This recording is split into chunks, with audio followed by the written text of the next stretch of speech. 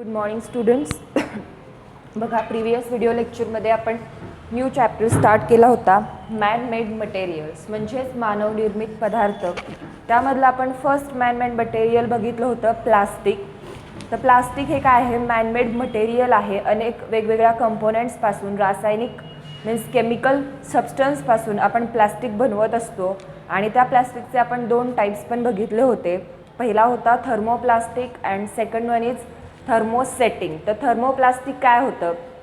तर थर्मोप्लास्टिकला आपण हीट देऊन त्याला मेल्ट करू शकतो आणि त्याचे वेगवेगळे आपण दुसऱ्या आकाराच्या वस्तू बनवू शकतो. परंतु जे थर्मोसेटिंग प्लास्टिक आहे त्याला जरी आपण हीट दिली तरी त्याच्यापासून आपण फक्त एकाच शेपच्या वस्तू बनवू शकतो.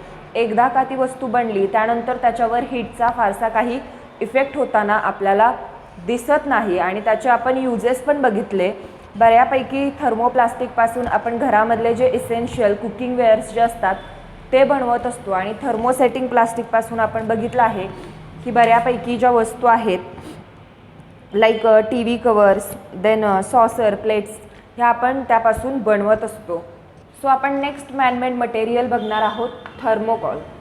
ठीक आहे, थर्मोकॉल तर आपल्या सर्वांनाच माहीत आहे. गणपतीमध्ये किंवा अनेक ठिकाणी डेकोरेशनसाठी फर्स्ट आपण थर्मोकॉलचा यूज करायचो. थर्मोकॉलपासून आपण डेकोरेटिव्ह पीसेस किंवा डेकोरेटिव्ह ज्या वस्तू असतील लाईक वॉलपेपर्स, हँगिंग वॉलपेपर्स, अशा प्रकारच्या आपण वेगवेगळ्या गोष्टी ज्या आहेत त्या थर्मोकॉल्सपासून आपण बनवत असतो. मग हा थर्मोकॉल्स काय आहे? It is also a man-made material. हा सुद्धा काय आहे तर मॅनमेड मटेरियल का आहे? पण हे सुद्धा आपण वेगवेगळ्या केमिकल सबस्टन्सपासून बनवलेलं आहे आणि म्हणून आपण त्याला थर्मोकॉल्स किंवा मॅनमेड मटेरियल असं म्हणतो. So first, a new easily breakable item brought at your home is usually packed in a box. म्हणजे बघा, जेव्हा आपण एखादी नवीन गोष्ट घेतो किंवा तो टी व्ही असेल, रेफ्रिजरेटर असेल किंवा वॉशिंग मशीन, साऊंड सिस्टीम, अशा जे गोष्टी आपण जेव्हा घरी आणतो बॉक्समधून, तेव्हा तो बॉक्स ओपन केल्यानंतर आपण बघू शकतो की तो एखाद्या थर्मोकॉलच्या रॅपमध्ये किंवा थर्मोकॉलच्या बॉक्समध्ये पॅक केलेला असतो आणि मग तो दुसऱ्या एका मोठ्या बॉक्समध्ये पॅक केला जातो. हे कशासाठी? तर थर्मोकॉल कधी कधी डॅमेज प्रिव्हेंट करण्यासाठी सुद्धा वापरतात. म्हणजे बघा, जर आपण फक्त ते टी व्ही किंवा जे वॉशिंग मशीन ते फक्त त्या कागदाच्या बॉक्समध्ये ठेवलं आणि ते काय होतं, ट्रॅव्हल करताना किंवा एका ठिकाणावरून दुसऱ्या ठिकाणी नेताना त्याला जर धक्का लागला तर ते तुटून फुटू शकतं, खराब होऊ शकतं, त्याला स्क्रॅच होऊ शकतात. मग त्यासाठी काय करतात तर आपण त्याच्यावरती अजून एक कोटिंग म्हणजे अजून एक कवर देतो. तो कशाचा असतो तर थर्मोकॉलचा असतो. थर्मोकॉलच्या बॉक्समध्ये आपण आधी ती वस्तू ठेवतो. त्यामुळे किती जरी रस्त्यामध्ये खड्डे आले किंवा काही धक्का लागला तरी आतली जी वस्तू असते ती टी व्ही, वॉशिंग मशीन, ते फुटत नाहीत किंवा खराब होत नाहीत, त्याच्यावर कोणतेही स्क्रॅचेस होत नाहीत. म्हणून ॲज अ डॅमेज प्रिव्हेन्शन म्हणून आपण त्यामध्ये थर्मोकॉलचा यूजसुद्धा करत असतो. So usually that wrapping is of thermocol. म्हणजे ते जे पहिलं रॅपिंग असतं त्या बॉक्सच्या आतमध्ये ते पहिलं रॅपिंग थर्मोकॉलचं असतं आणि त्यानंतर थर्मोकॉलच्या बॉक्समध्ये पॅक केल्यानंतर आपण तो बॉक्स जो आहे तो नॉर्मली बॉक्समध्ये ठेवत असतो. Nowadays the plates used in a mass feast are also made up of thermocols. आणि आपण बघू शकतो लग्नामध्ये किंवा इतर ठिकाणी पंक्तीमध्ये जे जेवणासाठी आपण वेगवेगळ्या प्रकारच्या प्लेट्स वापरतो, पत्रावळ्या वापरतो. तर आजकाल त्या पत्रावळ्यासुद्धा आपल्याला डिश प्लेट्स ज्या असतात किंवा जे बाउल्स असतात ते बाउल्ससुद्धा आपल्याला यूज अँड थ्रोसाठी आपण थर्मोकॉल्सचे बाउल्स जे आहेत किंवा ज्या प्लेट्स आहेत त्या आपण यूज करताना दिसत असतो. म्हणजे याचा अर्थ की थर्मोकॉलसुद्धा आपण डे टू डे लाईफमध्ये as a similar like plastic आपण थर्मोकॉलसुद्धा खूप वापरत असतो. So thermocol is a form of a complex material call polystyrene. So thermocol काय आहे? Is a complex form. म्हणजे हे एक प्रकारचं मिश्रण आहे. कशाचं? तर पॉलिस्टिरीन नावाचा जो घटक आहे किंवा पॉलिस्टिरीन नावाचं जे कंपाऊंड आहे त्या कंपाऊंडचा एक कॉम्प्लेक्स फॉर्म म्हणजे त्या कंपाऊंडचं एक मिश्रण आहे. कोण? तर thermocol it is a complex form of polystyrene compound. Polystyrene नावाचं जे कंपाऊंड आहे त्या कंपाऊंडचा एक कॉम्प्लेक्स फॉर्म म्हणजे एक मिश्रण म्हणून आपण थर्मोकॉलचा वापर करत असतो. So it transfer into a liquid state on heating at more than 100 degree temperature.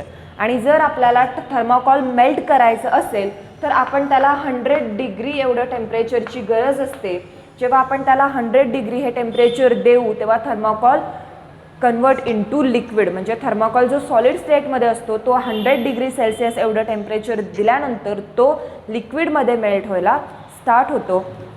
Then on it returns to solid state on cooling, आणि जेव्हा आपण हेच 100 डिग्री सेल्सिअसला जे आपण लिक्विड तयार केलेलं आहे त्या लिक्विडला जेव्हा आपण कूल करू तेव्हा ते पुन्हा ॲज इट इज सॉलिड फॉर्ममध्ये आपला थर्माकोल तयार होतो. म्हणजे बघा, जेव्हा आपण थर्माकोलला 100 डिग्री सेल्सिअसवर मेल्ट करतो तेव्हा तो लिक्विड फॉर्ममध्ये येतो, आणि हेच लिक्विड फॉर्म जेव्हा आपण टोटली कूल डाऊन करतो, थंड करतो, तेव्हा तो पुन्हा आहे त्याच थर्माकोलच्या फॉर्ममध्ये आपल्याला पाहायला मिळतो. Then due to this we can give any desired shape to it, आणि ह्याच त्याच्या गुणांमुळे किंवा ह्याच त्याच्या क्वालिटीमुळे आपण त्याला कोणताही शेप देऊ शकतो. जसं आपण प्लॅस्टिकला हीट देऊन आपल्याला जो शेप हवा आहे तसा आपण प्लॅस्टिकला देऊ शकतो, तसाच आपण थर्माकोलला सुद्धा आपण हीट करून त्याला आपल्याला हवा तो डिझायर शेप, म्हणजेच आपल्याला पाहिजे तो आकार आपण थर्माकोलला सुद्धा देऊ शकतो, आणि त्यापासून आपण वेगवेगळ्या वस्तू आपण बनवू शकतो. So being a good shock absorber so it is used in a packing of delicate items. तर बघा, आपण घरामध्ये ज्या शोपेसच्या वस्तू असतात किंवा जे काचेच्या ग्लासेस वगैरे आपण जेव्हा मार्केटमध्ये जाऊन बाउल्स किंवा ग्लास सेट खरेदी करतो तेव्हा आपण बघत असतो की ते आपल्याला थर्माकोलच्या बॉक्समध्ये पॅक केलेलं दिसून येतं. का थर्माकोलच्या बॉक्समध्ये पॅक करतात? Because it is a good shock absorber. Good shock absorber म्हणजे काय? तर गुड शॉक ॲब्झॉर्बर म्हणजे काय? तर थर्माकोल एक अशी गोष्ट आहे, त्याच्यामध्ये एक अशी क्वालिटी आहे जी कोणताही धक्का सहजपणे सहन करू शकते.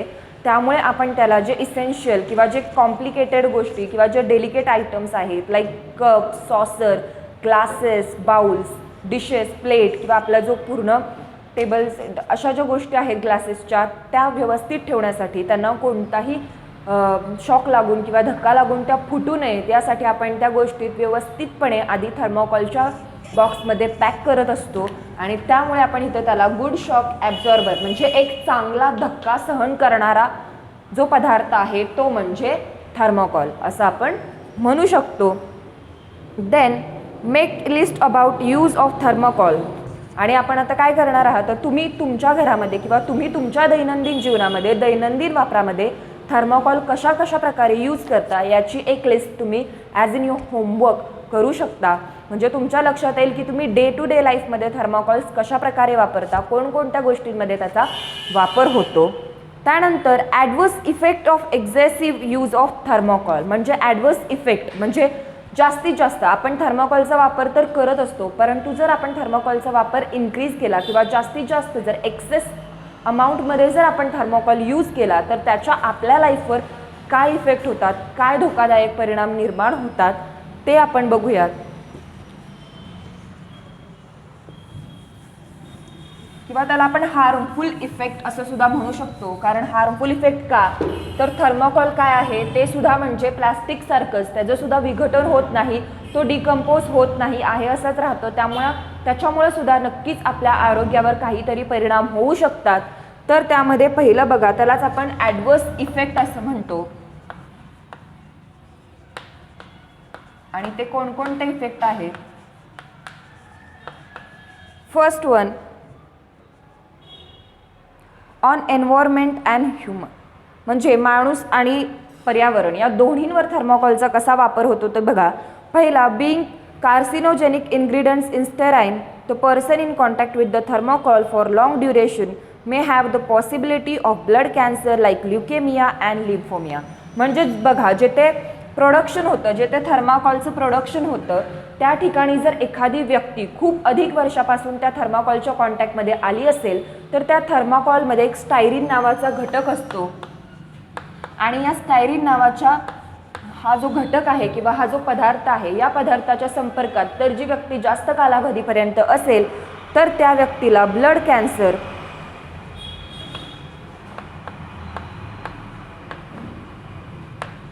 किंवा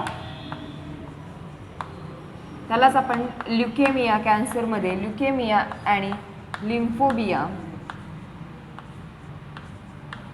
हे आजार होण्याची शक्यता असते. म्हणजे बघा, जेथे आपण ज्या मोठमोठ्या इंडस्ट्रीज असतात ज्याचे थर्माकोलचं प्रोडक्शन होतं, अशा इंडस्ट्रीजमध्ये जर एखादी व्यक्ती, एखादा वर्कर जर बऱ्याच वर्षापासून काम करत असेल तर त्या थर्माकोलमध्ये जो स्टायरीन नावाचा घटक असतो, तो घटकाचं सतत आपल्या हाताला लागल्यामुळे किंवा नाकावाटे, श्वासावाटे, तोंडावाटे जो तो घटक आपल्या शरीरामध्ये जाण्याची शक्यता असते आणि त्यामुळे आपल्याला ब्लड कॅन्सर किंवा ल्युकेमिया आणि लिम्फोबिया सारखे आजार होण्याची सुद्धा शक्यता असते. म्हणजे बघा, अशा पद्धतीनं थर्माकोल्समध्ये जे घटक आहेत ते घटक सुद्धा आपल्याला डिरेक्टली आपल्या हेल्थवर आणि एन्व्हायरमेंटवर सुद्धा अफेक्ट करत असतात.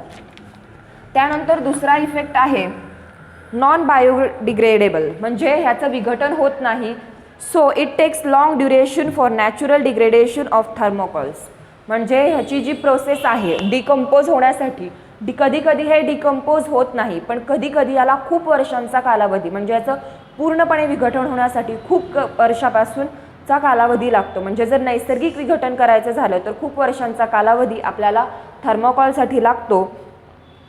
So hence many people option for destroying it burning. आणि त्यामुळे काय होतं, खूप लोक असा विचार करतात की एवढे दिवस ठेवण्यापेक्षा आपण ते जाळून टाकूया आणि थर्माकोलला जाळून टाकून ते संपुष्टात आणण्याचा प्रयत्न करत असतात. परंतु त्याच्यामधून जे गॅसेस बाहेर पडतात ते खूपच पॉयझनस असतात आणि ते आपल्या आरोग्यासाठी धोकादायक असतात.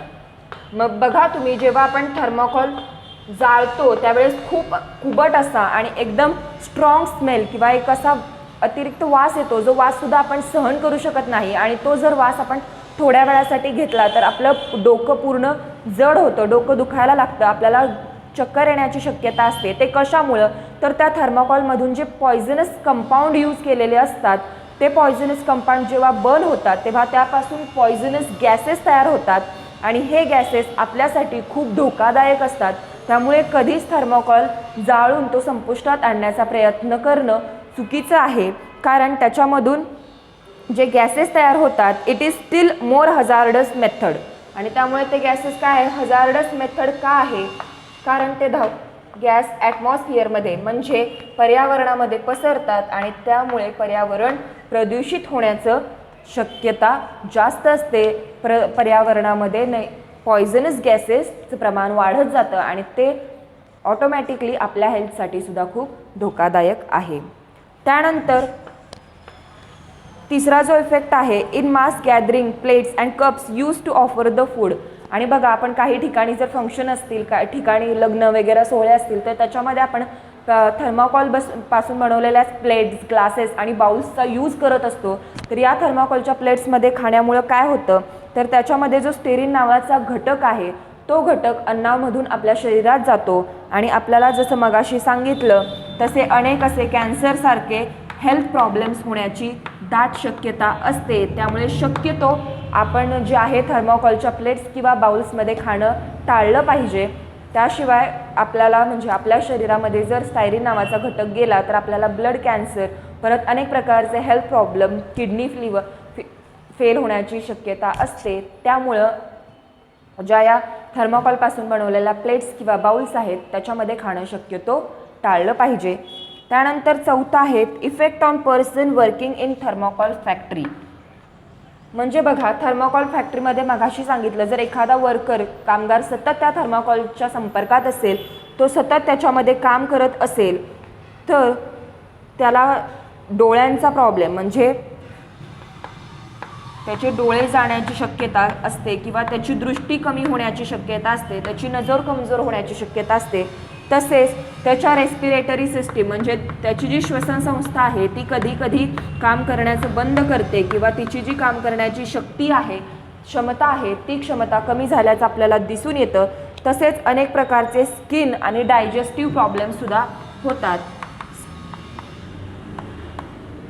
स्किन्स प्रॉब्लेम आणि डायजेस्टिव्ह सिस्टीम म्हणजे आपली जी पचनसंस्था आहे त्या पचनसंस्थेवर सुद्धा प्रत्यक्ष आणि अप्रत्यक्ष परिणाम झालेला आपल्याला दिसून येतो. थोडक्यात काय, तर थर्माकोलच्या अतिवापरामुळे जसा पर्यावरणावर परिणाम होतो तसाच परिणाम आपल्या आरोग्यावर सुद्धा होतो हे यावरून स्पष्ट होते. त्यामुळं थर्माकोलचा शक्य तेवढाच वापर करावा, त्याचा अतिरिक्त वापर करू नये आणि थर्माकोल्स कधीही जाळून संपुष्टात आणण्याचा प्रयत्न करू नये. तसे जर झालं तर थर्मोकॉल्समध्ये जे पॉयझनस कंपाऊंड असतात ते पॉयझनस गॅसेसमध्ये कन्वर्ट होतात आणि त्या आपल्याला एन्व्हायरमेंटसाठी खूपच धोकादायक गोष्टी आहेत आणि ते खूपच हजार्डस मेथड म्हणजे खूपच अतिशय आपण म्हणू शकतो भयानक असं प्रकार आहे, ज्यामधून आपण जर थर्मोकॉल जाळला तर त्याच्यामधून आपल्याला त्रास तर होतोच, पण आपलं पर्यावरणसुद्धा दूषित होऊ शकतं.